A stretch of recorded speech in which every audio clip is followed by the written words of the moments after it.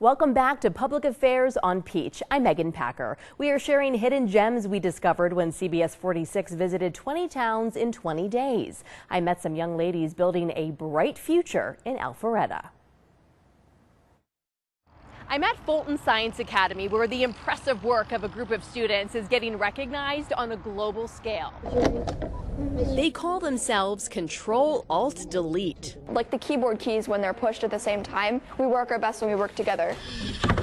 This robotics team is comprised of all girls, and their work is taking them overseas. The 8th graders are the first robotics team from Georgia to attend the first LEGO League International Open Championship. They're preparing for the competition in the UK this summer. It feels amazing. It feels like we're actually making an impact. From building a robot to solve missions, to constructing a bat house as a natural way to get rid of mosquitoes, this team of all girls is doing big things. If you want to do something, you should do it. Like, you shouldn't be afraid to do it. It feels really great to be shattering the stereotype at the end of our long hours, to just look back on what we've done and see how hard we've worked and how far we've gone. Just imagine how far they will go. For our next hidden gem, we travel nearly to the Alabama border. Mark Pettit takes us for a stroll on the Green Belt, which people in Carrollton consider their own Central Park. It looks like it should be hundreds of miles away, but it's right in our backyard, a serene sanctuary called the Green Belt.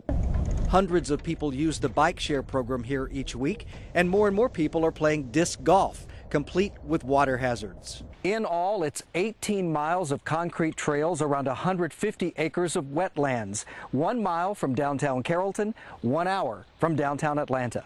I know for me personally, it gives me somewhere to run, it gives me somewhere to ride bikes. Trying disc golf now, not too great at it.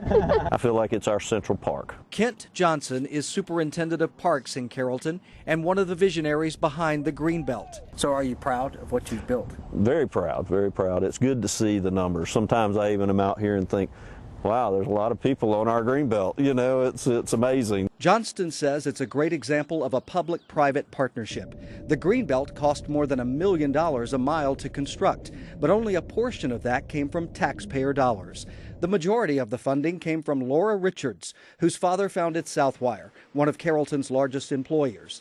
Tanner Health System, which operates 5 community hospitals, is another friend of the green belt and a source of funding. If we're going to truly turn the tide on some of the obesity issues and some of the issues associated with poor eating in our country, you're going to do it kind of one green belt at a time. You're going to do it one family at a time, and we're committed to doing that. You can see it firsthand. Hop in your car and head on over to Carrollton, then enjoy the rest of the journey on a bike or your own 2 feet.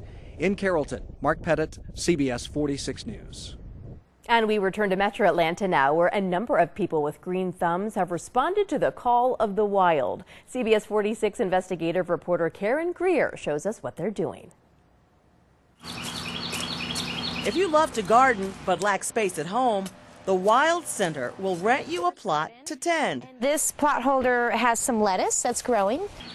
Rookie gardeners can stop by for tips. Besides the main garden on Oakview Road, the center operates 4 other green spaces.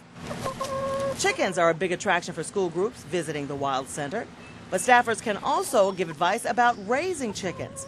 There's a mini farm on the property. A lot of people come through our classes. Food grown here will go to Decatur Housing Authority residents. The center also teaches Housing Authority families to work in their own gardens and cook what they grow.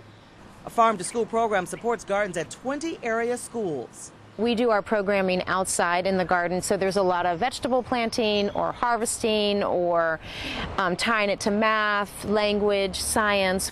In Decatur, Karen Greer, CBS 46 News. We unearthed some more hidden gems after the break, including a unique music shop and an antiques prodigy.